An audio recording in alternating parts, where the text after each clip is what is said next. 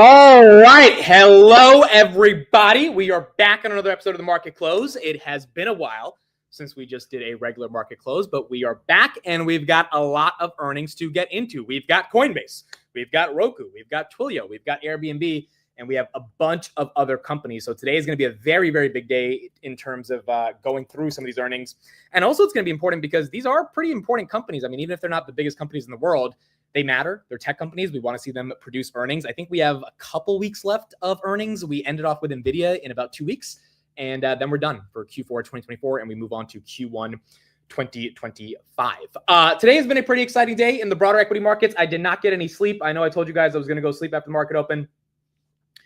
I can't sleep, dude. It's first of all, it's hard to sleep when when your stocks are moving up. But number two, it's just like in general, it's hard for me to go back to sleep. So I've been awake. I don't feel sick anymore or anything. I kind of just, I don't know. I guess I needed to get some pep in my step, and now we're back to action. But we got a lot of stuff going on, and I mean, Hoodie been the story of the day. 63.59, bought the dip, if you want to call that a dip, at 62.04 this morning. 50 shares. I talked to a couple people since the market opened on just how they're interpreting Hood earnings. I mean, universally accepting that this is a thing, that there's a lot of praise here for a company that had fantastic earnings. And quite frankly, you know, a lot of the people that I talked to, including Jason, who did tell me he's going to be at the meetup today. He actually just confirmed. He said he's feeling well enough to be at the meetup. So if you're at the meetup, he will be there today. And then we're going to do the market close tomorrow at his place. So I'll be at his studio tomorrow to do the market close. He's starting to think this is really going to become the next Palantir, not only from the charts, from the earnings, but he's thinking of buying up a lot more of a sizable position instead of just diversifying, given this is one of the best ideas he has going into 2025. And I think the market is recognizing that as well. So 63.65, up 13.8%. I think it got down to 61.80 or something during the day, but there is enough demand to suck it back up as momentum continues to be on the side of Hood. Yeah, the dip was 61.20 for a little bit. It got there just 40 minutes ago.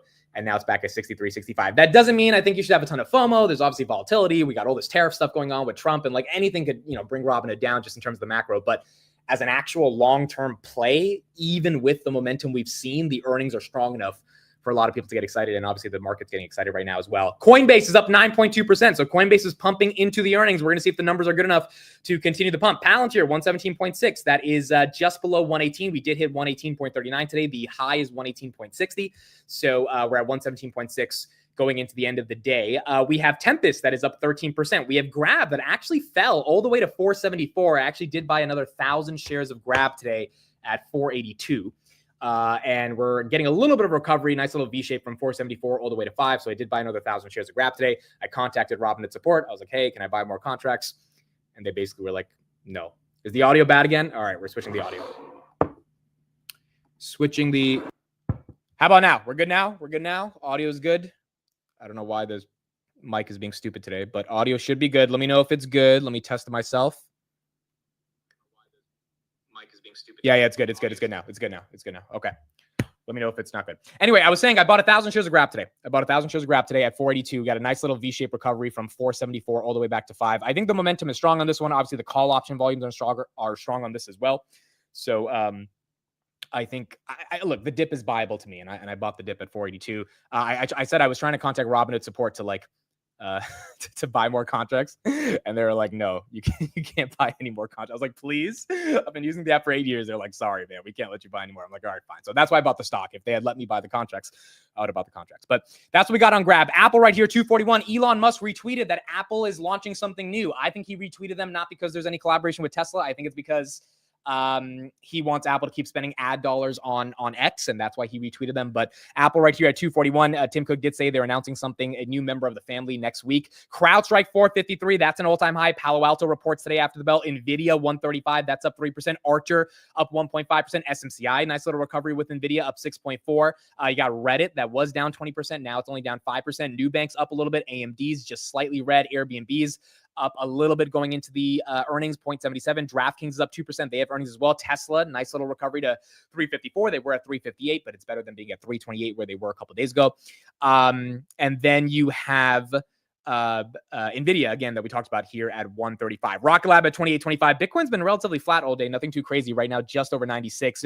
Google at 187. Oaklow's up another 1.73%. And then HIMS, which has really been the winner of the day. I mean, my goodness, 27%. I I don't even know what to say. 27% on HIMS. I have no idea what to say. I have no idea what that's a big one. It's a big move. It's a big move. Is there a limit on contracts? Yeah, on HOOD, there's a limit of 5,000 contracts. You can't buy more than 5,000. Now TJ got that limit before, but TJ has like, $12 million on the platform. So they made an exception for him. I do not have $12 million on the platform. So they did not make an exception for me. But theoretically, you can talk to support and they can make an exception. But it's a limit for them. It's a risk for them. I get it, because you're not supposed to have one person having all those contracts. Granted, they're not as big as Schwab and Fidelity. So on Schwab Fidelity, you wouldn't have that type of risk, but it is what it is with HOOD. Why did TJ leave HOOD for Tasty Trade? Yeah, so that was some stuff I was reading about yesterday. TJ, so one thing about HOOD that you're not allowed to do, and a HOOD employee told me this a long time ago, you're not really allowed to trade on other people's accounts. Like, you're not supposed to be logging into other people's like accounts and trading for them. And I think TJ showed his son's account on his show. And that's where, I don't know if it's because he showed it on the show or because like they just suspected suspicious activity. He was talking about it last night on his Wheelers podcast. And that's why they suspended the account. Now, granted, I think he should be able to reach out to them because he's such a big client and be able to resolve it. But TJ's pissed off, and I can't blame him. I get it. I understand he's pissed off. Look, I love Robinhood, but I can understand his perspective as well. Like, given he's such a big client, it's annoying for them to do this. I don't even think they're like personally targeting him. I just think they're algorithms. If anyone works in security, stuff like goes off, it's fraud, and then you just have to manually get a human to deal with it. But TJ was kind of pissed off, so he's ready to leave Robinhood to Tasty Trade. So he might take all of the accounts that he manages on Tasty Trade. And, it is what it is. Robinhood's going to end up losing a customer if they don't try to resolve it. And I don't know. I don't know if they're going to try to fix it. And I don't know if he really even wants it to get fixed because he's just getting annoyed at this point. So it is what it is. Granted, based on what I saw last night, he was saying that he really hates Tasty Trade. I mean, like, and again, that's the beauty of HOOD, right? There's like actual value to the platform on a user experience perspective. And Tasty Trade, from what I heard last night, he's like, he doesn't even know how to like buy and sell. Like, it's just not a friendly user experience, right? Now, granted, he'll learn it. If he really is committed to it, he'll learn it and he'll figure it out. But it does suck that he has to leave because of HOOD kind of acting like this. Granted, I don't really blame HOOD either. In their world, it is technically whatever he did was suspicious. I just feel like they could easily get it resolved, and I hope they get it resolved. But it is what it is. We're gonna have to see if that ends up playing out. Sold some $5 grab puts. I don't hate that. 228 $5 grab puts. That's right after earnings. That's giving you about 8% in premium. I like those. And to be honest, I wanted to sell those today, but I can't sell any more contracts because I have my limit. But it is what it is. So it's an SEC issue, securities laws. Yeah, there's a lot of stuff, right? You're not technically allowed to use other people's accounts and stuff. And theoretically, no one's supposed to find out, but they found out somehow. So it might not even be them that's shutting it down. It might just be like the regulations that they have to follow. So I don't know. I hope it gets resolved, but if not, we will see TJ using Tasty Trade. And maybe when he does his option segment on our channel, he might be on Tasty Trade. So we're going to find out in the next coming weeks what ends up happening there. Did anyone buy or sell anything today? We got 5 minutes into the close. Let's make our watch list. Let me know if anyone bought or sold anything today. Today's 2:13. We have on the list DraftKings, Coinbase, Airbnb. What else?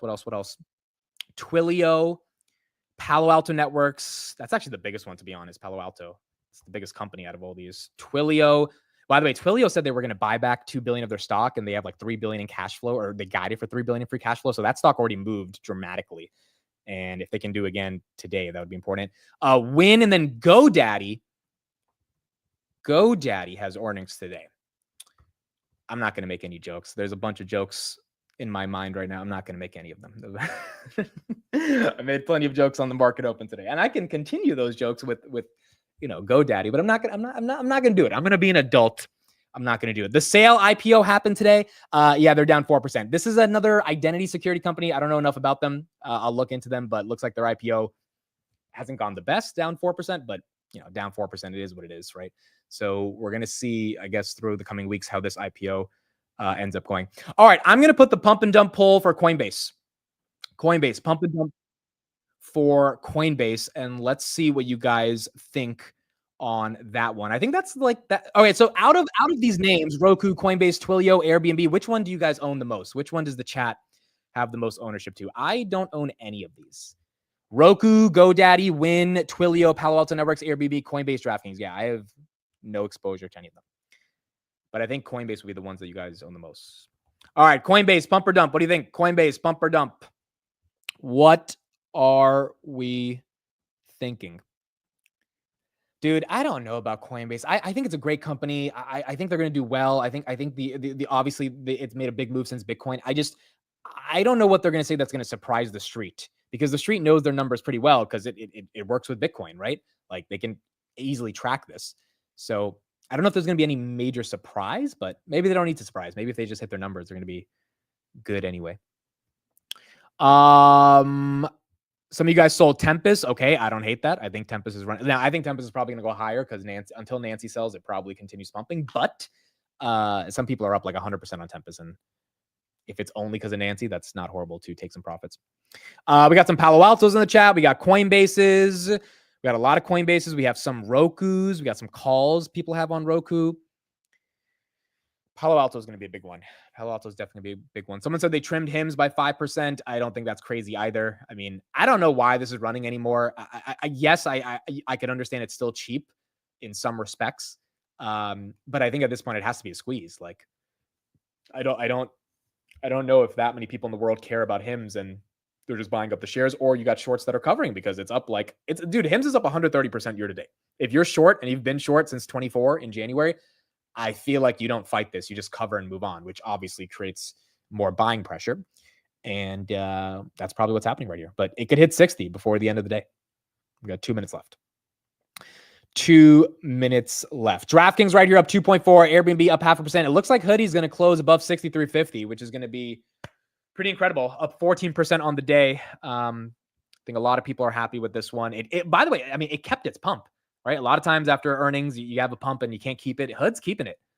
And the fact that it's keeping it means that plenty of buyers stepped in on any little dip, and more and more people decided that they wanted to get exposure to this name. I think we're going to get a lot of new shareholders into HUD. A lot of people that have never heard of it before, or heard of it but never thought of it.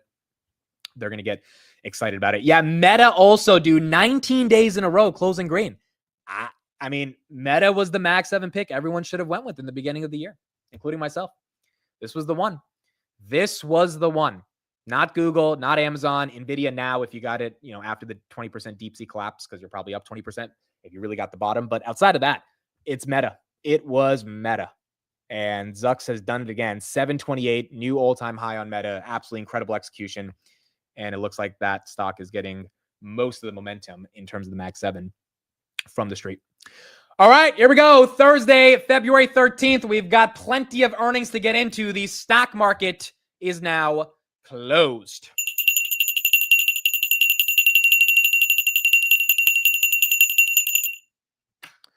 All right, let's get into it and see what we got. Robinhood closes above 63.80 or at 63.80. Really nice to see, up 14% on the day. Incredible. Tesla closes at 355. HIM closes at 59.18. Meta 728, new all-time high. Airbnb 141. DraftKings 46. Coinbase 298. Palantir just under 118. 117.91. 117.91. Apple right here, 241. That's up 2%. Archer's up 1.6%. It was up 10% during the day, so it gave back 9% of those gains. Nvidia, nice to see it close above 135. It did touch 136.50. I think it's on its way back to 140. Reddit right here, 205. Oklo at 55. Nubank 1379. Where did Grab close at? Did we get 497? We got 496 on Grab, which is a nice recovery from 474, but still down about 1% on the day. And then you had Google, which announced a investment into a humanoid robotics company, up about 1.32%, 187.88. All right, here we go. Now we wait on earnings. Roku is the first runner. Roku, 6%. Roku, that's our first runner. That's our first runner on Roku. Roku is up 6%, 7.89%. All right, Roku's getting some love right here. Airbnb slightly down after hours. Palo Alto slightly up. I don't think we have any of the numbers yet. GoDaddy's up about 3%. Oh, wow. Roku just gave back all of its gains. Now it's down. Now it's down. Now it's back up. Now it's green. No, now it's back to green, 7%. It just went from 7% up to negative 3% to back up 4%. Huh. I don't think Roku's numbers are out though yet. Let me see. Because if it's not moving on numbers, then there's nothing real to these moves. Yeah, there's no, well, at least I don't have the numbers. Maybe the street has them. Okay, now it's up 8%. Yeah, maybe the street's seeing something they like. I think we got to wait a little bit to confirm, but let's see. No other movements yet. I mean, we're getting green across the board, but nothing crazy. I think probably 405. We're going to see the majority of these report. Yeah, Roku 9%. All right, there's got to be something good there. There's got to be something good. SoundHound was up 9% today. Yup, that was good. Ride had a strong day as well. A lot of these names had some decent days. Dude, and PPI came in hot and no one cared. And Trump said a ton of stuff about tariffs and no one cared. Trump said we got to get Russia into G7. No one cares. Trump said Taiwan's making too many chips. We need to bring our chip business back. One stock did care, which was Intel. Intel was up 7% on the day. But outside of that, Trump said a lot of things today. And it didn't really move the markets. I think now every time Roku's up 10%, I think now every time Trump says something that's volatile about tariffs, the market buys the dip because they know that it's like either not serious or not as impactful as they thought it was like 2 weeks ago when everyone was, including me, was freaking out about the tariff wars. So it looks like the market's not really as volatile based on what Trump says. Airbnb down. No, we're up. It was down 4% for a second. Now it's up 1.2. No, now it's down. Well, now it's flat.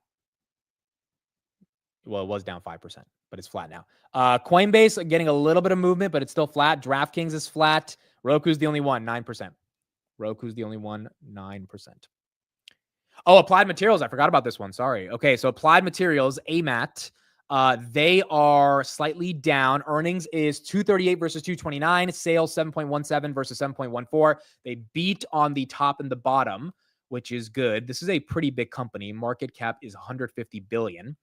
Yeah, beat on the top, beat on the bottom. We also have Wynn. I don't think I put that on the chart. Did I not put that on the chart? I didn't. So Wynn Resorts, this is a hotel and a lot of other stuff that's part of their hotel chain, up 5.2%. They beat on the top. Wow, 242 versus 127. Beat by over $1 on EPS. Revenue 1.83 versus 1.77. That's a beat on revenue as well. Wynn's up 5.6%. Wynn is up 5.6%. Airbnb's up. Are we up on Airbnb? Oh, we got to move. We got to move on Airbnb. It was up 9%. It was at 155. Now it's at 150. That's up 7%. Little bit of a mover there. Palo Alto's moving. Palo Alto. Okay, it's not moving, but let me see if I have numbers. Let me see if I have numbers. I don't have numbers. I do have Dexcom, which is the glucose monitoring system for people who have diabetes. This one took a nasty hit in 2024. Like it was down like 50% or something. It's down 4%. They missed on EPS by 5 cents. They beat on revenue by about 10 million. So down 5%. Applied Materials now down 4%. Twilio down 6%. Twilio goes down. Twilio goes down. Wow, Airbnb up 11%. Airbnb making a move. Now, this happened last time on Airbnb. Then the call happened, and then it went back down. So maybe there's something different here. But Airbnb is making a move. Twilio right here is down 8% on the day. Where do you get all these numbers so quick? There's a couple accounts I follow on X. I don't have a Bloomberg terminal. But to be honest, if you just follow the right accounts, there's plenty of updates in milliseconds. Let me see if we can get some coverage on this. All right, we got Airbnb coverage. Let me pull this up. Trump's also signing some executive orders right now. I have no idea what he's signing. I'm going to try to figure out in a second, but he's live right now signing some orders that are executive. All right, here we go. Here's Airbnb. That's the numbers, Julia. John, Airbnb beating on the top and bottom line. Revenue of $2.48 billion ahead of the $2.42 billion expected. EPS of 73 cents ahead of estimates of 58 cents. Nights and experiences booked came in at 111 million. That's ahead of estimates of 108.7 million. The company's first quarter revenue guidance, though, was in a range below analyst estimates, 2.23 billion to 2.27 billion. And that would be year-on-year growth of around 5% and also below the nearly 2.3 billion estimate. But the company explains this. They say that last year's quarter benefited from the timing of the Easter and leap day, and that excluding those calendar factors as well as FX headwinds, they do anticipate that first quarter growth would be in a range of between 10% and 12% rather than that 5% guidance. The company also saying that after Q4 marked its highest nights and bookings growth quarter of 2024, they see that momentum continuing. Back over to you. All right, stock's up 11%. Are we getting a pump on Coinbase? Are we getting a pump? Is Coinbase doing it? So Airbnb's up. Twilio, wow, 13%. Twilio's getting hit. Coin is up 4%. All right, Coin's moving. Airbnb is keeping their pump. Twilio's down, even though Twilio pumped a lot last month. So could have been priced for perfection. Applied Materials down 3%. Dexcom down 7%. GoDaddy's up 2%. Roku's up 12%. Win is up 4%. Airbnb is up 11%. Coinbase up 2.3%. DraftKings up 0.5%. Palo Alto is now red. Palo Alto is now red, down 5%.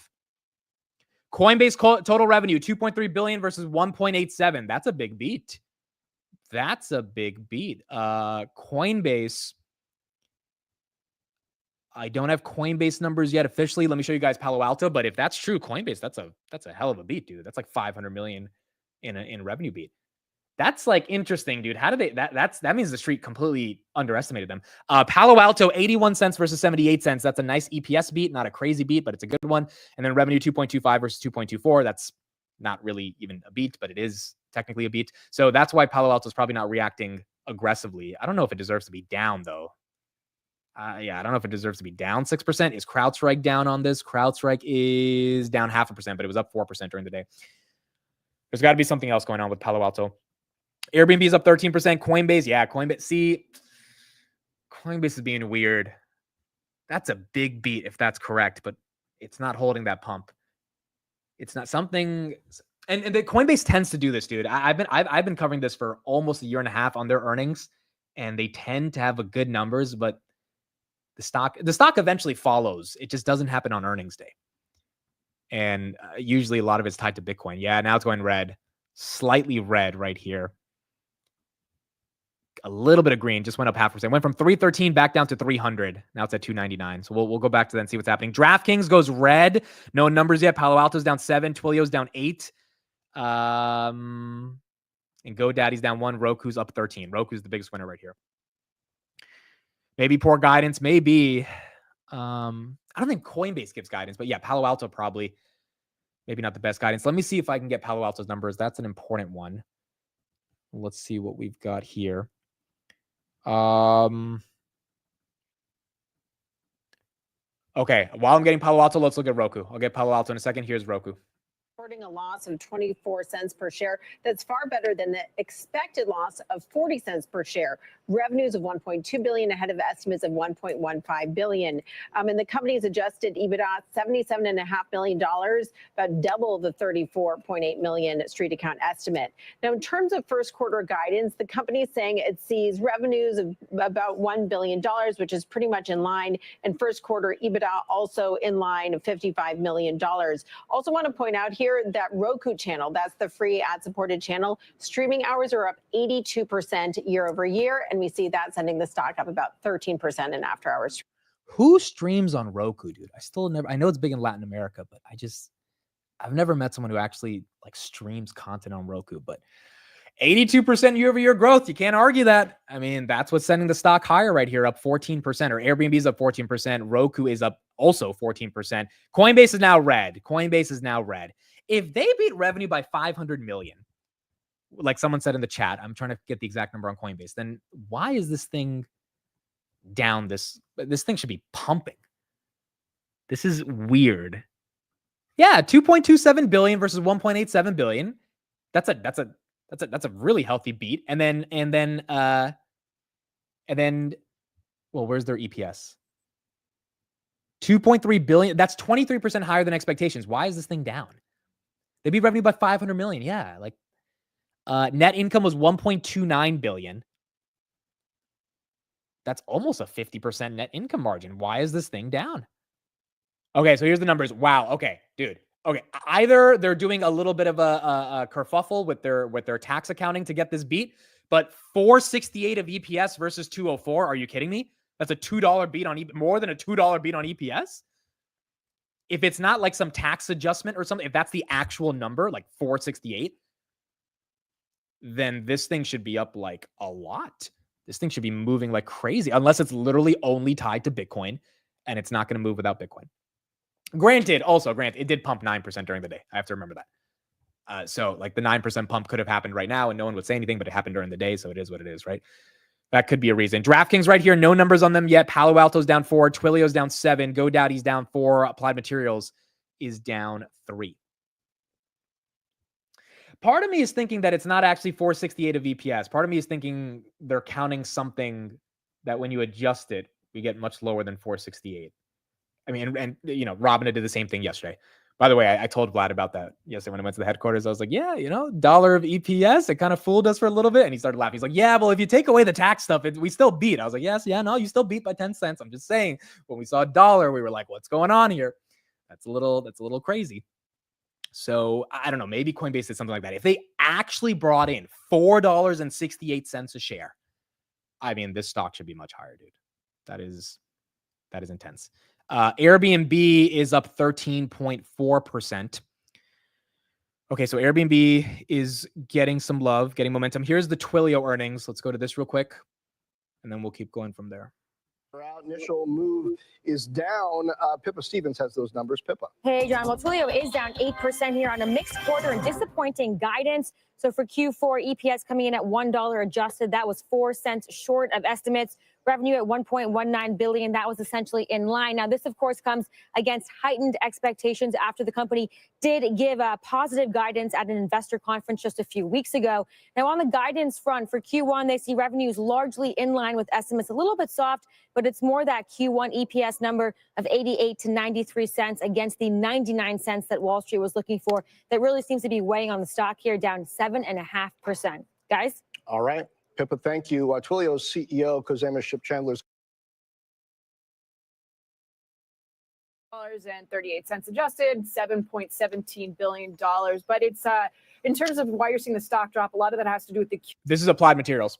Q2 revenue guidance. It fell below estimates. And in the press release, too, you had the CFO commenting, saying that they're also taking into account export control-related headwinds, something that they alluded to during investor presentations throughout the quarter, that new China export controls could impact earnings. So we're seeing the guidance coming in a little bit lighter. Gross margins for the quarter, a touch above 48.9%, stock dropping over 3% on that guide.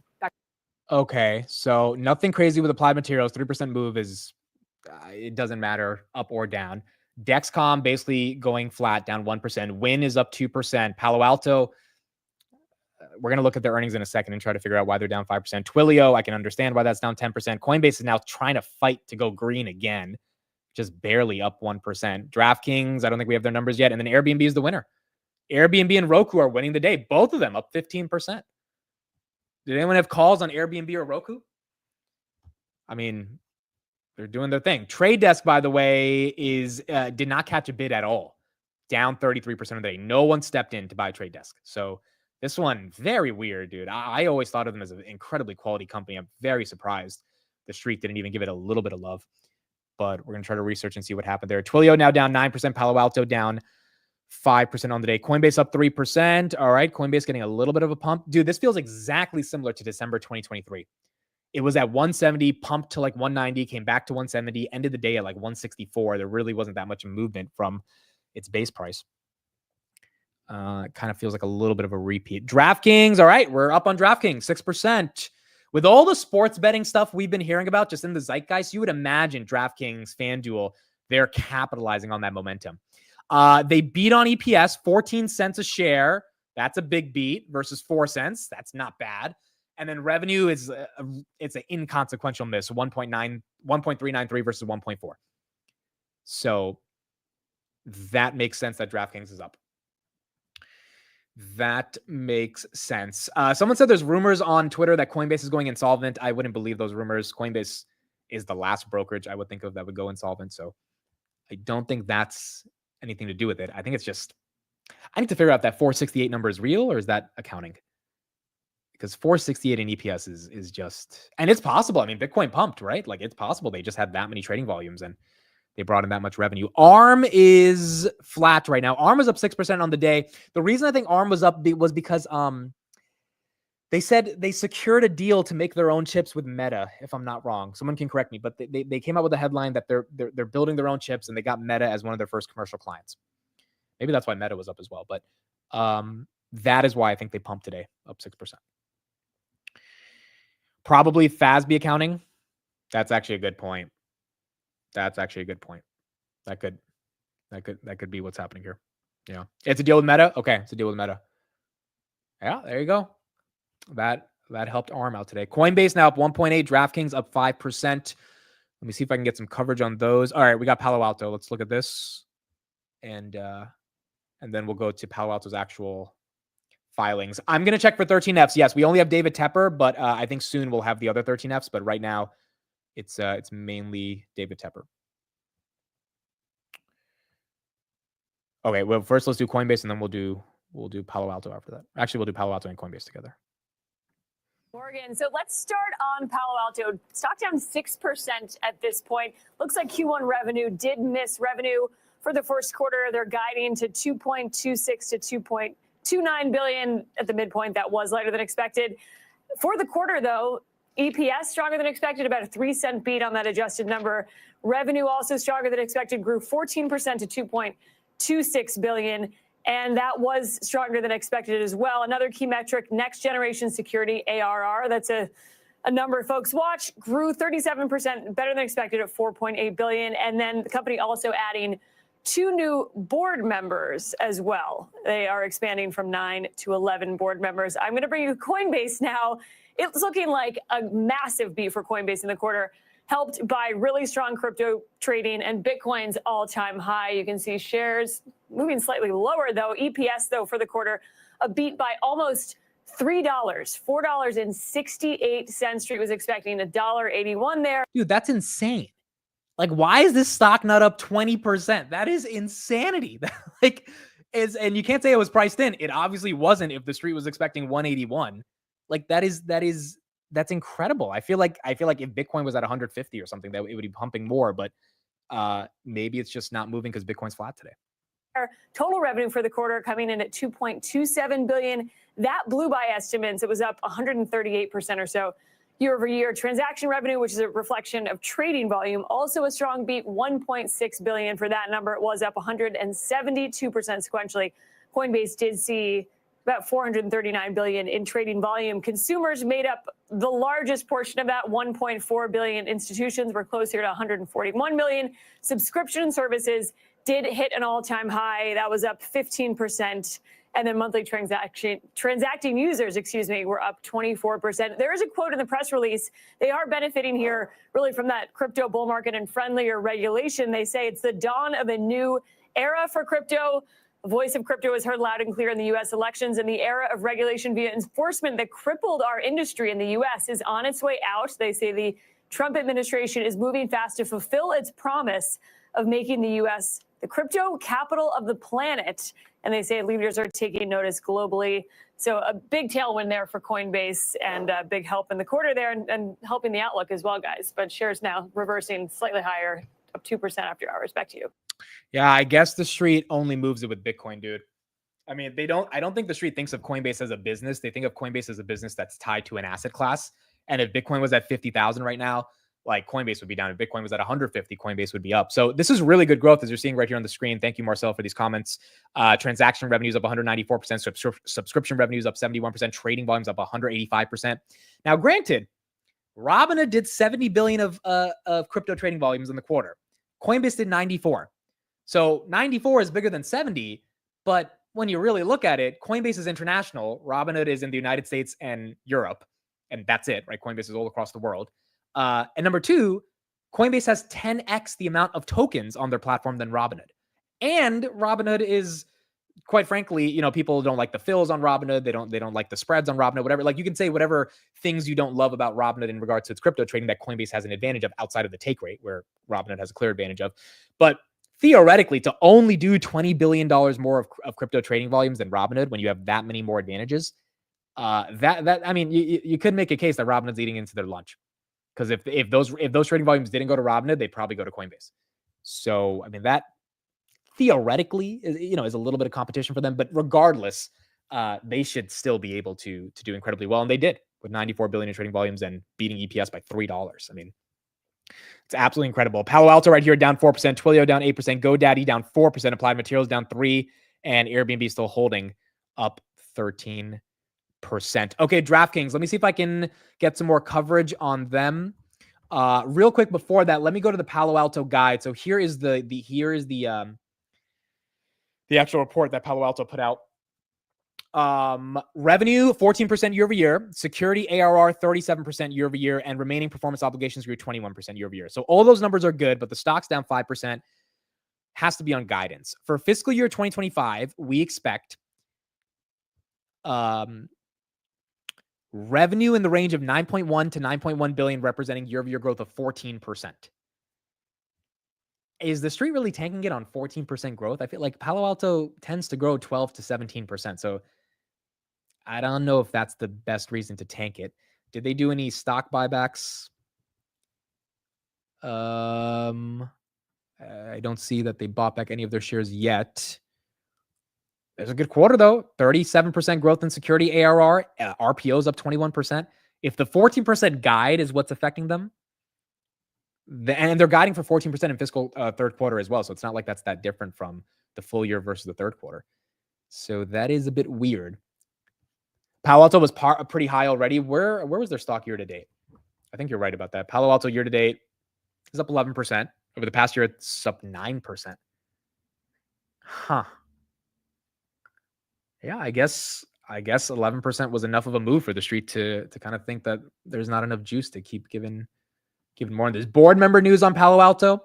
Did they get a new board member? I mean, that could be definitely something that moves it. Airbnb right here up 13%. Coinbase now barely up 1.4%, but at least it's not down. DraftKings is up 5%. Seems like the street is looking for perfection nowadays. Yeah, that's fair, especially with a hot CPI. You really do got to be perfect. I mean, that is a fair point. And rates are, not coming down yet. So you got to be able to maintain these momentums. Yeah, this is interesting. All right, let's get some coverage on Airbnb. I'm going to try to get some more DraftKings stuff and get some more details on Palo Alto. So Airbnb put up stronger than expected numbers, very similar to what Expedia gave you. And I think other travel companies are going to tell you the December quarter was pretty robust when it came to travel. And so far, 2025 is shaping up to be more of the same. The other kind of positive surprise for investors, one of the fears I had going into the print was that the company was really going to start investing aggressively in 2025, and we were really going to get a reset down of the margins. We're getting a reset, but it's very modest. It's nice to have a high margin business like they have, so they can put an incremental 200 to 300 million into some of their newer initiatives. I think they're going to be bringing back experiences aggressively, and but they can do that and still maintain what are some of the highest margins I see out there in the sector. So the overall results in Airbnb stock should be up. And Roku? Okay, we'll go back to that in a second, but here's DraftKings. Here's what we got on DraftKings. So revenue was 1.3 billion, increase of, wow, that's not, they only grew revenues 13%. Huh. Wait, is that DraftKings reports revenue 1.39 billion, an increase of 162 million or 13% compared to 1.2 billion during the same period in 2023. That's weird. Is that just me, or is that really low growth given all the sports betting stuff we've heard about? 13% is not the DraftKings I know. Like last time I saw them, they were growing at 40%. Or is that just me? That doesn't seem like a lot. CEO says, we continue to efficiently acquire and engage our customers, expand our structural sportsbook, hold percentage and optimize promotional investment in fiscal year 2024 while we simultaneously experience customer-friendly sport outcomes. Looking ahead in 2024 or 2025 and beyond, I'm excited to further enhance our customer economics through new initiatives such as extending our lead in live betting and advanced cross-sell efforts. Monthly unique players, I guess that's their active users, is 4.8 million. That's up 36%, so I guess that's good. And then average revenue per user is 97. That's a 16% decrease, huh? So their users are up. Their average revenue per user is down. Maybe that's a function of the denominator of users being up, but their revenue is only growing 13%. That's, I don't know. That's a little weird, dude. I mean, it's pumping. It's up 7%, the stock, but I thought this thing like compounds at 25 to 30%. Flutter is eating DraftKings lunch. That's not a bad point. Is Flutter public? I'm pretty sure Flutter's public, right? Their stock. Yes, Flut. Flut is the name of their stock. FLUT. Flutter Entertainment. Up 2.7. Wow, Flutter's pumping on this as well. Flutter, year to date. I know last year I think they had a good year. Year to date, yeah, they're up 10%, and then last year they were up about 30%. So. Yeah, that could be a point. That Flutter's taking away some of the love. Airbnb is up 12%. Palo Alto still tanking, down 5%. Twilio is down 5%. DraftKings is up 2%. Or DraftKings is up 7%. Coinbase is now up 2%, just above $300. Yeah, Flut. I heard about Flut a year ago, and I'm forgetting the context in which I heard it, but I heard of them as. Oh, I think I heard of them because they were able to get through some of the regulations that were in Illinois, not Illinois. I could be wrong on that, but the point is they were very aggressive in handling the politics of gambling, and I think that's when they started getting a little bit more coverage last year. And DraftKings is not doing bad or anything. 1.3 billion in revenue is incredible. It's just I did not expect 13% growth. I mean, 13% growth is like not really a growth stock type of growth. So I don't know. I thought it was going to be a lot more. Twilio's down 5%. Palo Alto's down 5%. Airbnb still down 13%. Oh, yes. Flood also owns the rights to FanDuel. That is correct. That is also correct. They own the rights to FanDuel. And FanDuel is crushing it, right? So that makes sense. Flood also owns Paddy Power, I think. Huge company here in Europe and Ireland.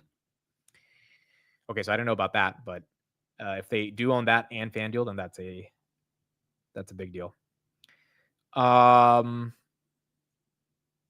Yeah, Coin's overall crypto volume was 439 billion. Their consumer was 94 billion. From my understanding, consumer is where they make all the money. So the actual crypto volumes, like the institutional volumes, don't matter.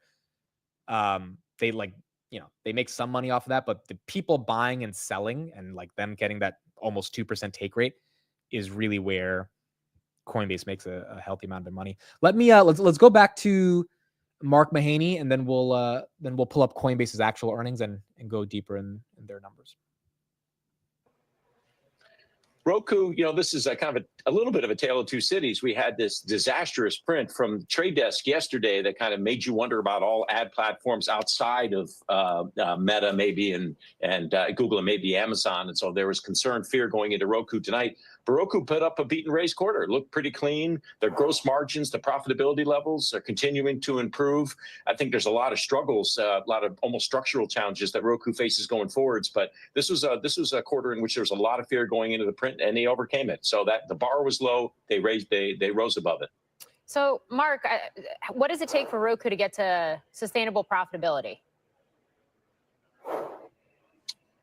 Oh, probably a lot more scale. By the way, this guy is the most bullish guy on Grab. He has an $8 price target on Grab. So in general, I like him as an analyst, but he's the only one who actually is like kept a price target and is not fluctuating it by 10 cents every month like JP Morgan.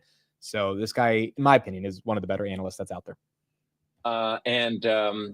Maybe a sizing down of the devices business that they have. Yeah, it's a good question. I mean, we're still dealing with EBITDA. It would be nice to get to GAAP earnings. I don't think they've got the scale to get there. Maybe sustainable, high, large, chunky GAAP earnings. I don't think they have the scale to get there for a few more years. But that's what you probably need. Just scale, and then trying to find some of these areas to win down from or to thin down from. And devices would probably be the best area to thin down out. One of the most fascinating things coming out of this earnings season to me, and we saw it again today with Airbnb, is the fact that we had a leap day last year, and we've also had some pretty substantial FX headwinds, and that's really hit companies across industries this earnings period. And yet, a lot of these two factors were not necessarily factored into street consensus. And I wonder where you think it goes from here and what needs to be kept in mind now with the earnings that we're still waiting on.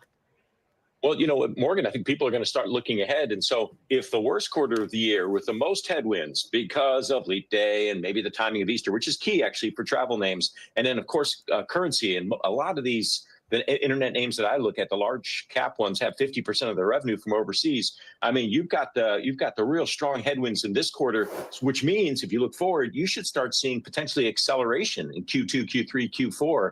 And generally investors like that. And if you get acceleration, you usually get margin expansion with it. So the question is, could you get beyond the March quarter? And it's been a bit of a hiccup for some of these names. There's been very few names that have aggressively traded up unless they had something really idiosyncratic like Meta, Spotify, Netflix. Most of the other names have been kind of cautious with their March quarter outlook. As long as it wasn't too bad, it almost seems like the market is saying, okay, we get through March, the rest of the year should be good.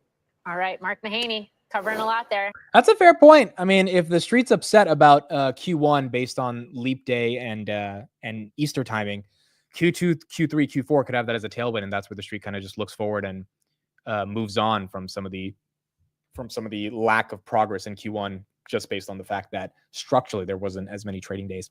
Here's what we got on Coinbase. So 2024, they did 6.6 billion in revenue. That's incredible. Net income was 2.6 billion.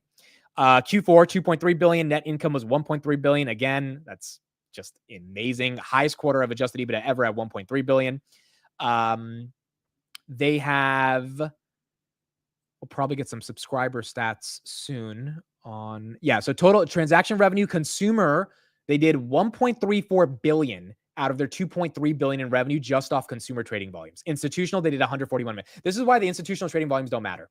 I mean, look at that discrepancy. 140 million off of institutional volumes, 1.3 billion off of people like you and me buying Bitcoin, right? Just totally different. And then they made 67 million in other revenues. Then subscription revenues, they made 91 million, custodial fee 43 million, interest and finance fees 65 million, blockchain rewards, I don't even know what that means, but they made 250 million off blockchain rewards. And then stablecoin revenue, I still can't explain stablecoin if you asked me to try to explain it. That's up 225 million in revenue. So, I mean, they have a lot of other revenue sources. I didn't even know about all this stuff besides just trading. So they are diversifying a bit. Total revenue was 2.19, 2.3 adjusted, and then full year is 6.29 billion. Not bad. Breaking news: GameStop is considering to invest in Bitcoin. Okay, so they're finally taking my advice. Finally, if I had the soundboard, I would put the clapping sound right. Dude, I tweeted at what's his name, Ryan Cohen. Tweeted at him in May. I was like, dude, you just diluted everyone by $4 billion. It's up 12% right here. It's time to buy some Bitcoin. Their stock would be at 100 by now. I don't know if he didn't see my tweet or he didn't pay attention to it, but yeah, it looks like it's happening. Okay, so where's the source for that? Where is the source? Who tweeted that GameStop's buying it, or that GameStop's considering of buying it? CNBC. GameStop is considering investing in Bitcoin and other cryptocurrencies. Okay, so this is breaking from CNBC. Interesting. This could be fake, dude. This could be fake. I mean, if CNBC doesn't have the right sources, this could be fake. But if they're correct, then I guess we're getting some momentum here. You guys are trying to explain stablecoins to me in the chat, and I still don't know how to explain stablecoins, bro. One day I will sit down. Even Vlad, he was doing a podcast with Arnie today. Arnie crushed the spaces they did, and he was explaining it, and I was like, I still don't get what the hell stablecoins are, bro. I don't. USDC, I have no idea what this thing is. Okay, let me see if we have the coverage from CNBC on this at all. I don't think they're covering yet. They're probably going to cover it soon. But yeah, all right, GameStop. There you go. Doing its thing. We do have the DraftKings CEO. Let's hear a little bit from him, and then I'll try to get some more of this coverage on GameStop. Does anyone own GameStop in the chat? Put in the chat if anyone owns this. I mean, technically, a lot of people buy GameStop on Hood, so GameStop pumps. It's not the worst thing in the world for Hood. On the monthly uniques, 4.8 million versus the 5.12 expected. But tell me how flow through is working out, and with all of the advertising that you're doing, how customer acquisition seems to be shaping up.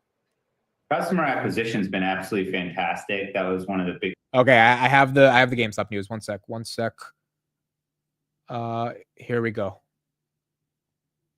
One sec. All right, here we go. On GameStop, Kate Rooney has the details. Hi, Kate. Hey there, Morgan. So CNBC.com now reporting that GameStop is evaluating a plan to invest in Bitcoin and other cryptocurrencies. This is according to three sources familiar with those plans. You can see the stock is up 17% after hours. These sources telling CNBC the plan includes alternative asset classes that could include crypto, and in particular, Bitcoin. This is, again, according to three people. And the retailer, they said, could decide to not follow through the investment plans. The company is still right now in the process of figuring out if it makes sense for the GameStop business. According to sources, it comes after Ryan Cohen, the CEO of the video game retailer, posted a photo with Bitcoin bull Michael Saylor this week. He's the chairman of MicroStrategy, which is the largest corporate holder of Bitcoin. Recently rebranded as Strategy. It was one of the first companies to do this and to start buying Bitcoin, putting it on the balance sheet. Although two of those sources said that Saylor was not involved in this decision. GameStop had attempted to expand into digital assets at one. Bullshit. There is no way that Saylor didn't give him a little bit of a nudge and say, hey, buddy, the toxicity of your balance sheet needs to be resolved by the ever elusive asset of Bitcoin. There they are right there. There's no way you're telling me they talked about NVIDIA when they met on February 7th. No, this has Saylor written all over it. one point with crypto wallets. It did shut that down in 2023, citing regulatory uncertainty. GameStop, of course, the poster child of this meme stock phenomenon we've seen in recent years, has had a volatile run since it was front and center of the Wall Street bets and meme trading mania. But shares here up double digits, guys, after this news. Back to you. Maybe it's coming back. Kate, thanks. Well, Mike Santoli returns. Coinbase goes red. All right, so GameStop still up 13%. Coinbase, what is wrong with the base of coins, dude? What is happening here? Like, I don't understand how you beat EPS by over 200% and your stock is red. I don't get it. And it's not like Bitcoin's tanking. It's not like Bitcoin. Yeah, Bitcoin's almost at 97. Like, that's weird. That is just very weird. Although everything's kind of going down. Not crazy, but Nvidia's down, Vertiv's down, SMCI's down, Reddit's down, Hood is down, SoFi's down. You guys see that, right? On the left-hand side of my screen, you see the after hours on all these? Everything's down. Did Trump say something? Literally almost all the semis just went down 1/3%. Again, it's not crazy, but almost everything is down. Is Airbnb giving back? Yeah, dude, no, something happened. So the Airbnb just went from 14 to 10%. Something's happening. There's no way every single stock goes down just a little bit at the same time. Is it tariffs? It has to be tariffs, dude. Like everything's giving back a little bit of its gains. Every single thing. Even DraftKings giving back some of the gains. Roku. Yeah, Roku went from up 15 to up 12. Did Trump say something? That's the new norm. Okay, so hold on. That's. But Trump said he was signing them this morning. So like, why is the street reacting at 4:30? But it has to be tariffs, right? Is it tariffs? I feel like it's tariffs. I feel like it's Trump signs plan for reciprocal. Oh, he just signed it. I think you guys are right. Yeah, I think he just signed it. Yeah. Okay. So here was the video from 2 hours ago of him announcing that he was going to sign it. But I guess if he just, he's meeting with Modi too, right? He's meeting with the India prime minister right now.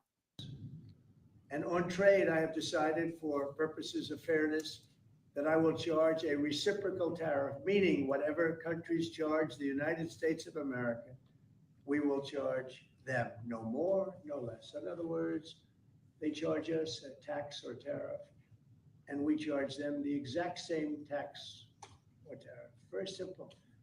People are saying he's live now. I don't think he's live right now. No. It's scheduled to start at 5:10. So he's not live right now. But he's about to be live. He just had a press conference about tariffs. Yeah, I guess so he had a press conference about tariffs, and now it's getting into effect, or at least now the street's pricing it in. But it's old. Yeah, it's old. He was live earlier. You're right. He was live 2 hours ago.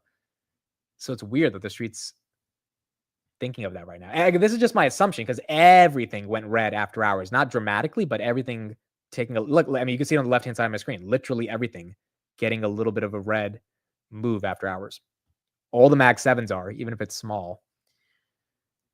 So I guess maybe that's what the street's thinking. SoFi right here was up today about 3%. Now it's down 0.265. S&P was up 1%. I didn't even notice the S&P was up 1% today.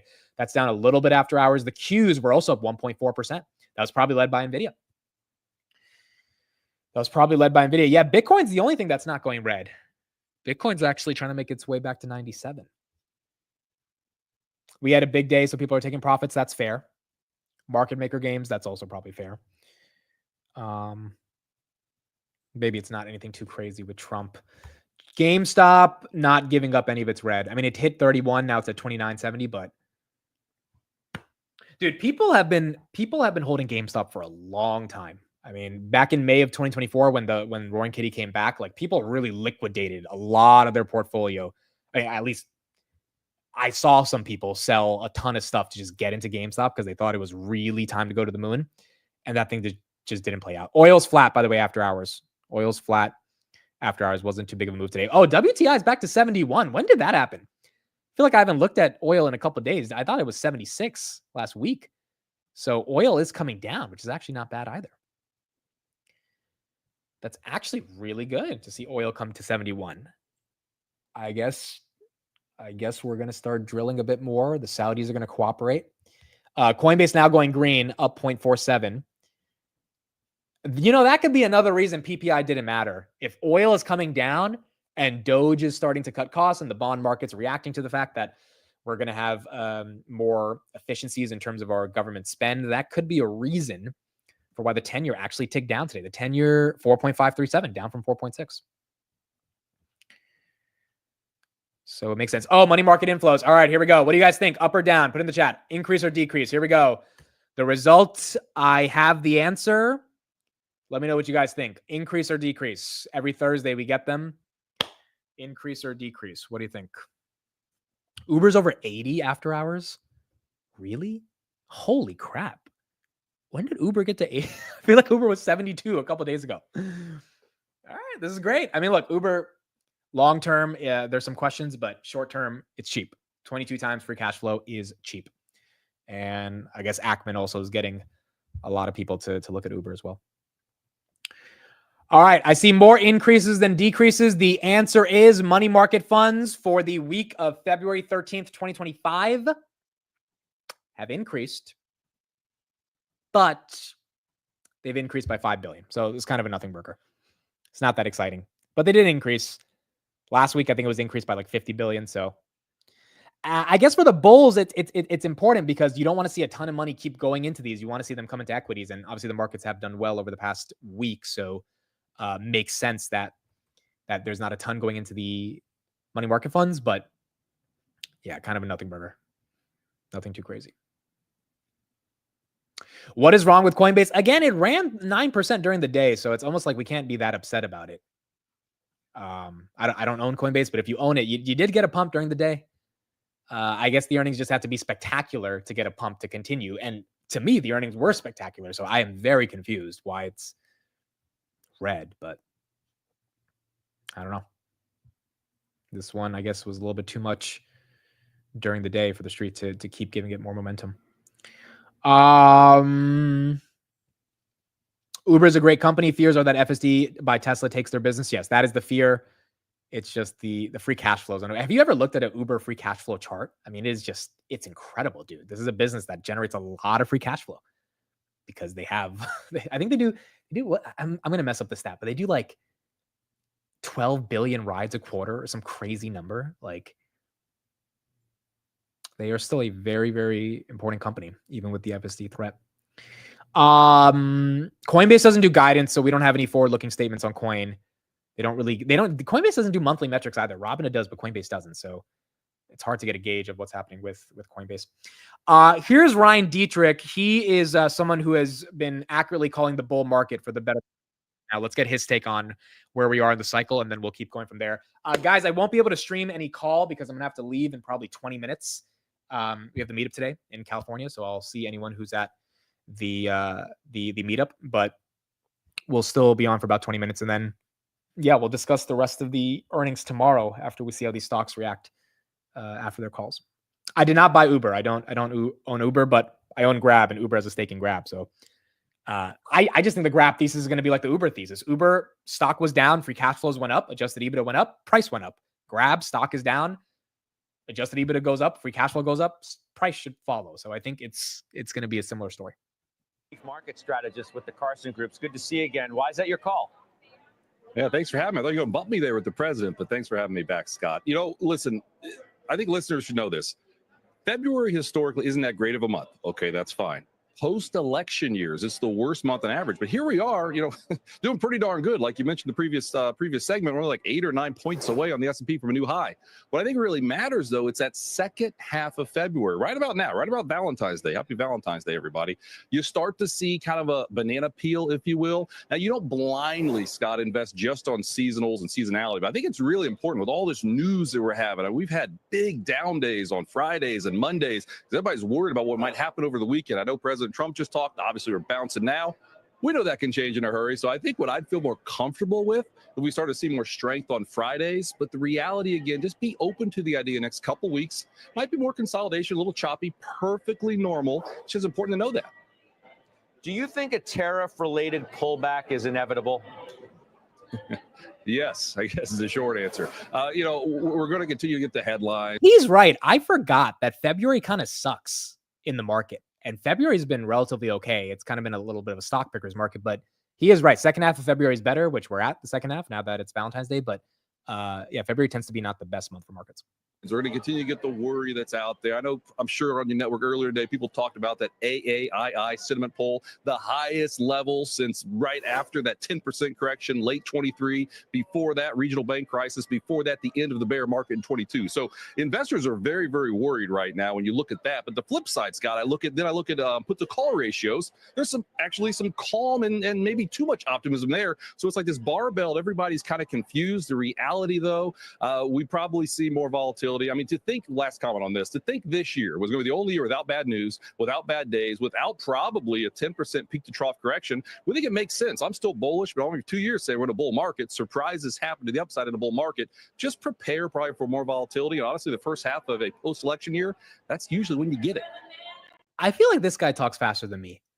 Like, do you guys feel that? Like, maybe he doesn't literally talk faster than me, but his, like, the flow of his voice feels like I'm moving faster. Like, just listening to him feels faster than listening to me. But yeah, he definitely talks fast. I mean, you're still expecting a big year. Maybe not quite as good as what was delivered in 23 and 24, but 12 to 15% upside from here's your call.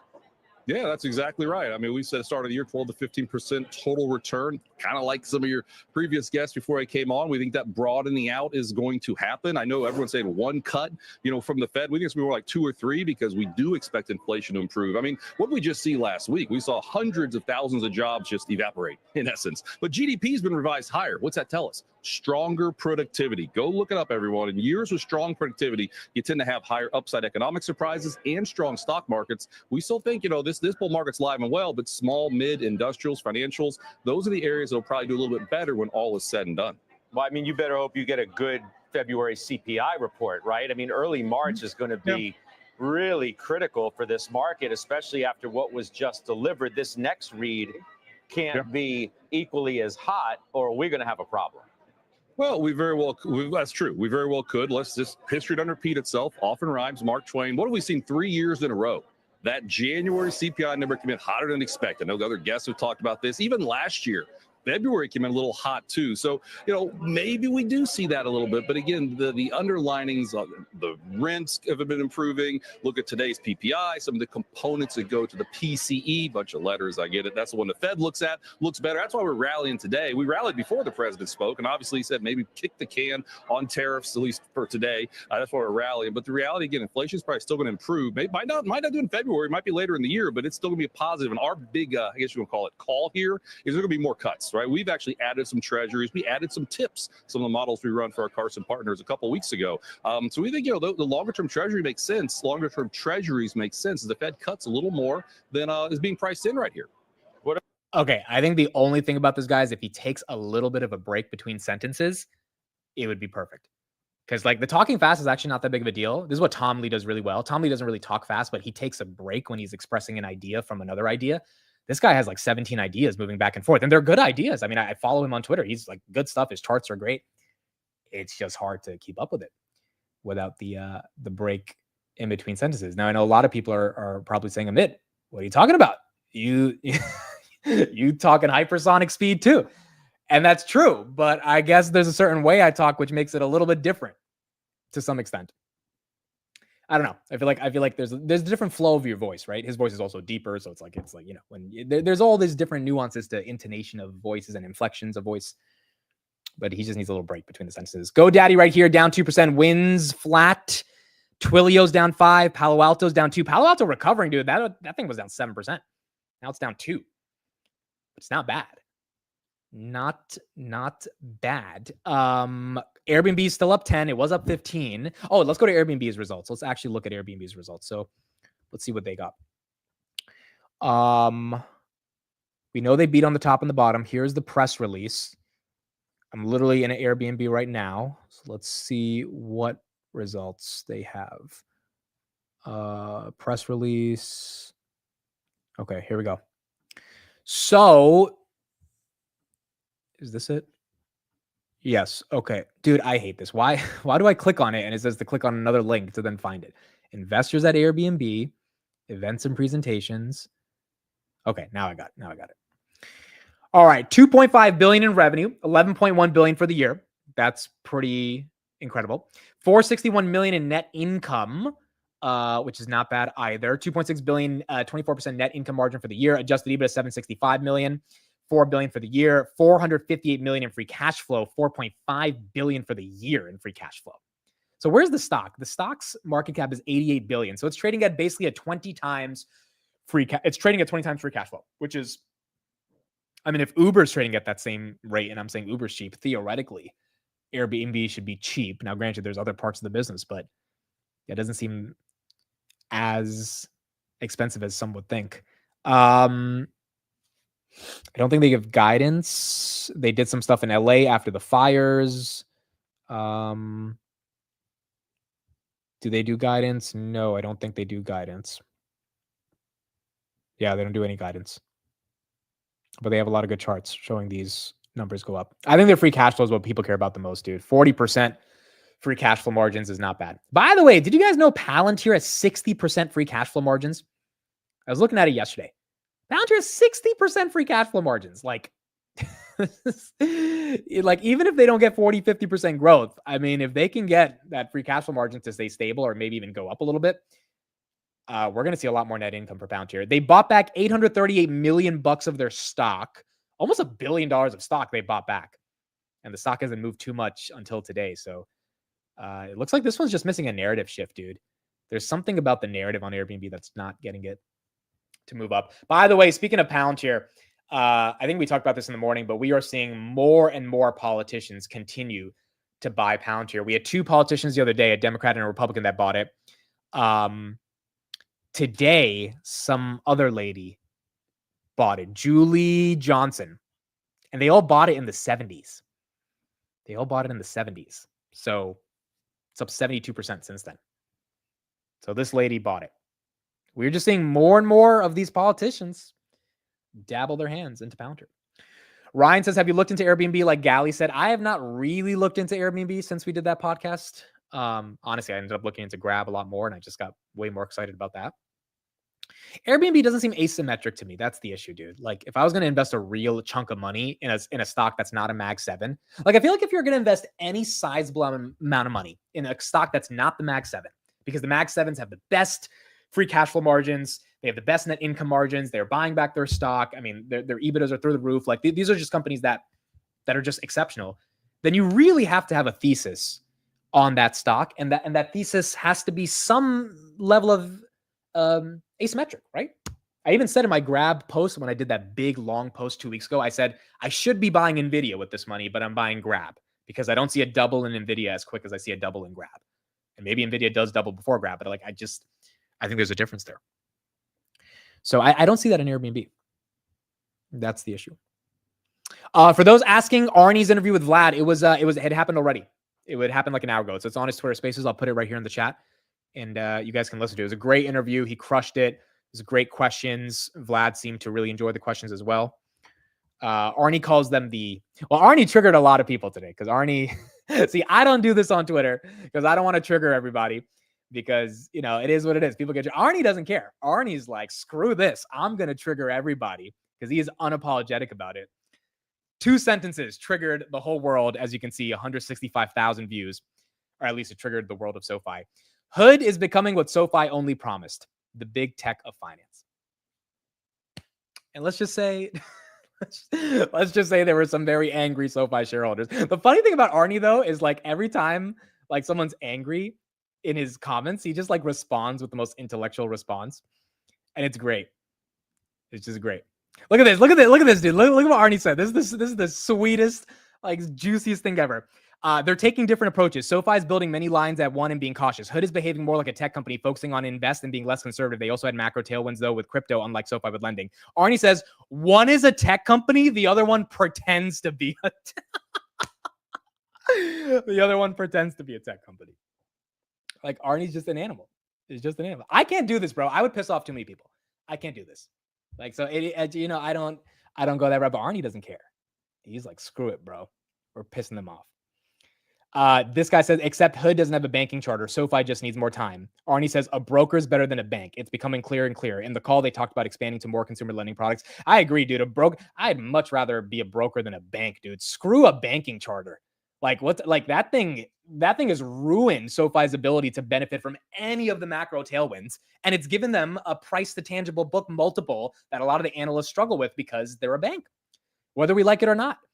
And again, I still think SoFi gets closer to 25 by the end of the year. I have options, I have stock, like I'm bullish on it. It's not the story that Hood has become, and part of it has become that bank charter that has like held them down. So I think that's different. I think that's different. Look, here's another juicy response he had. Look at this. Is Hood providing a tech stack for other fintechs or banks because this is what they're setting out to do? I'm a Hood bull, but they're different companies. Arnie says one is building a monopoly-like business. The other one is on a race to become like the others. Come on, bro. I can never think of this stuff. And it's true though. Like the SoFi bulls will say, "Oh, well, Hood runs on Galileo." It's like, hold on, bro. Robinhood's debit card transactions runs on SoFi's Galileo platform. That is Robinhood's debit card business was like, I think from the earnings, 15 million of their revenue. Like that is, you can't tell me that's the bull case on SoFi's tech platform. Number two, Galileo's not growing. They got Robinhood as a customer 4 years ago, and they're not getting new customers. And that's kind of the bear case on the tech platform. So whenever the SoFi bulls are like, yeah, well, Robinhood runs on SoFi, it's like, are you like, what are you smoking? Like what, like you think because their credit card transactions, or their not credit card, their debit card transactions run on SoFi's tech, that means SoFi is more of a tech company than Hood? Like, hold on now. Hold on. The 90% fixed cost that Robinhood has is a little bit more of a tech company than a company that doesn't have 90% fixed costs. The way I think of a tech company is very simple. This is why Palantir is getting all this growth as well. You have fixed costs, which means you have operating leverage to have increased operating margins so that when you grow the top line, which is what a tech company is supposed to do, grow the top line, you're supposed to grow. If not, go invest in Kraft Heinz and try to catch up to the competition. I wish I had the soundboard right now. But if you're not growing as a tech company, then you're not a tech company. Like you need to have growth. Otherwise, like, why are investors paying a premium and a multiple, a 300 PE, or and in case of NVIDIA, 40 PE? It's because they're expecting growth, which means you need to have some level of fixed costs, which give you the operating leverage to then be able to grow the top line, keep the bottom line relatively the same or incrementally going up, but not as much as the top line. And then you have these amazing net income margins, which is where the street gets really excited and they pay a crazy premium for. If you don't have that, then, it's not that much of a tech company. That was a good one, right? That was a good one. Yeah, I wish I had the soundboard, but next time I'm traveling, I'm bringing the soundboard because your boy is too funny. We made like 7 jokes in the past 3 days. We had no soundboard. We need the freaking soundboard. We need the soundboard. Look, but even as I say this, I am bullish SoFi. I do think this thing is going to 2025. I think naturally they're going to grow. It's just, the thesis is different. The thesis is much different than Robinhood. Airbnb up 11%, Palo Alto down 3%, Twilio down 7%, Wind down 1%, Applied Materials down 5%, GoDaddy down 2%, DraftKings still up 7% on the day. All right. I think that's pretty much it. Do we have any other earnings? Did you guys, there was an earthquake? There was an earthquake just now? I didn't feel an earthquake. Did you guys, for those in California, did you feel an earthquake? Oh, let me search it on Twitter. Oh shit, am I feeling an earthquake right now? Is that a placebo effect, or am I, like, my legs just started shaking, bro? Am I going through an earthquake right now? Nothing's moving. This has to be a placebo effect, dude. My legs are shaking for no reason, dude. Hold on. Are people saying, yeah, earthquake possibly felt 15 seconds ago in California? Yeah, literally where I'm at in the Bay Area. Oh shit, there was an earthquake. Dude, why do I feel like the room is shaking, but it's not shaking? Or am I going crazy? My mind has to be playing with me, dude. Like, I literally feel like I'm spinning right now. Like, I'm not. Like, I don't think I had an earthquake, but there was an earthquake. Yeah, there was an earthquake right here. Everyone's tweeting about it. Look, there's a bunch of people tweeting that there's an earthquake. Maybe it was that small and we didn't even feel it. But there it is. The stream is shaking. Yeah, people on X are confirming. Yeah, everyone's seeing it. Dude, why do I feel like there's an earthquake now, but it's not like actually happening? 3.2 from Hayward and 3.3 from Fairview. 3.3 magnitude is not that crazy though, right? Like to really feel it, it has to be like above 5, if I'm not wrong. But you could feel it at 3, but it wouldn't be. Yeah, 3s are pretty minor. Yeah. Yeah. All right. Well, there you go. Admit the earth doesn't quake, it's fake news. Oh my gosh. All right, guys. Are we it? Is that it for the day? Do we have anything else? I think those are pretty much all the earnings. Good earnings. I don't know why Coinbase is not pumping, but still pretty strong earnings. Airbnb finally getting some momentum. The rest of these stocks kind of just flat. Arnie, shout out to you, brother. Let me thank you. I was able to manage the interview with Vlad only thanks to this journey together. Love you, Arnie. Thank you for being here. And it's fun, dude. It's been really, really, really fun. Palantir and Hood. Awesome, awesome journey. Arnie and I kind of both been on it together. Arnie kind of, he sold off most of his Hood to get even deeper into Palantir. I had Hood options, so I went a little bit of a different route. But both of us, like June of 2023, that was the time where we both were going back and forth. I'm like, is Hood really going to be like a thing? I remember our early DMs. He was like, I'm looking at Hood. I'm like, I'm looking at Hood too. Like, do you think there's something there? He's like, I think there's something there. And then early on, you know, that's when it was like $7. We just realized, all right, yeah, there's something there. There might be something there. What's going on with Trump and Modi? Are they live right now? Are Trump and Modi live officially? No, they're still not live. This is definitely not going to happen on time. Yeah, there's going to be a translator. This one's going to take a while. So it's probably not happening anytime soon. Okay, cool. I think that's pretty much it. I am out of here. I am going to head to this meetup now in California. For those that are in the Bay Area and want to make it, yeah, feel free to come. It's going to be 4 to 11 p.m. I put the Telegram link again in the group chat if you want to make it. If not, no worries. It'll be fun. We'll take some pictures. If you're going to be there, you will get a gift from myself. And yeah, that is pretty much it. So looking forward to it. Looking forward to meeting everybody. Tomorrow is just regular market open. Tomorrow's Friday. Actually, tomorrow I don't have. Oh, I'm actually I'm going to Sequoia tomorrow, the VC fund. So they invited me to visit their headquarters there. So I'll take some pictures there and I'll let you guys know how that experience goes. So I'll be there tomorrow, and then after that, I'm going to Jason's spot to do the market close, and then after that, that's it. We're done for the week. We're officially done for the week. So there you go. Was that the 30-minute clap? No, we can't. We got to end it out now. I got to go take an hour-long Uber and get out of here. But Chad says, ask them for your AI market map. I will.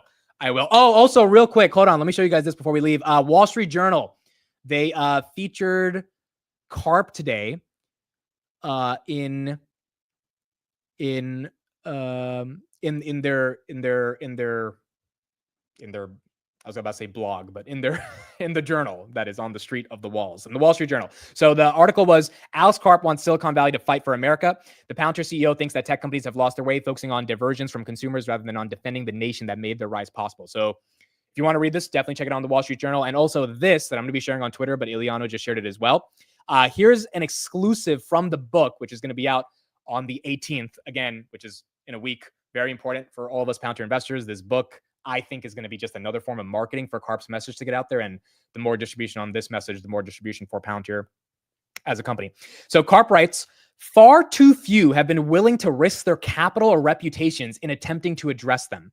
The culture almost snickers at Musk's interest in grand narrative, Elon Musk's, as if billionaires ought to simply stay in their lane of entrenching themselves and perhaps providing occasional fodder for celebrity gossip columns. Any curiosity or genuine interest in the value of what he has created is essentially dismissed or perhaps lurks from beneath a thinly veiled scorn. The irony is that many of those who profess most strenuously that they oppose the excess of capitalism are often the first in line to skewer those who have the audacity to attempt building something that the market has failed to provide. I thought this was a really cool excerpt from the book because essentially he's saying everyone wants to shit on Elon for like actually trying to do things in the world. In this case, I think the analogy would be that Elon and Doge are like actually trying to resolve some of the debt that the government has, because if we're not going to do it in this administration, when are we ever going to do it? And everyone wants to complain about him. And Karp's like, he's actually trying. He's actually trying. You could hate his politics, you could hate this, you could hate that, but he's trying. Much less, the success that he's had with SpaceX, which is, trying to bring internet to the entire world, and Tesla trying to have renewable energy. Like, there's so many things that he's done that he's succeeded at. And you've got people that have done nothing in their lives, have never built anything of, of meaningful importance, that are critiquing him for trying to resolve some of the debt we have in the government. So I think Karp, this is why I think Elon said the other day that he loves Karp, and they're coming to we're seeing kind of in firsthand on Twitter that their relationship is developing, and who knows, maybe there really is a Doge connection. But I think Karp standing up for Elon is very admirable. Also, Karp is a Democrat. Karp's not, I don't know if he's identifies as a Democrat anymore, but he's not on the right side of politics like Elon is. Elon is on the right side, more so with Peter Thiel. So the fact that Karp's defending him here and not falling in line with a lot of the left leaning side of the political spectrum that has been really critiquing Elon nonstop about what he's been trying to do with Doge, it goes to show that Karp sees a lot of value in what Elon's doing. And it makes sense. Karp's a founder. Karp's a builder. Karp does shit. Karp doesn't just talk about it. He does shit. He executes. And when you've got people that are executing, that are at least trying to do something, whether they succeed or not, you get a lot of respect from the other people that are also trying as well. So there you go. That book will be coming out soon, February 18th, and we'll have a lot to analyze when that book comes out, and we'll see the implications that book has on Wall Street as well. All right, cool. That's it. Thank you, everybody. The Uber is not waiting for me. I did not call the Uber yet. But whoever's at the meetup, I'll see you guys in about 2 hours. And looking forward to it. Thank you, everybody, for being here. And I'll see you guys tomorrow on the Market Open. Bye, everyone. Have a good one. Good night.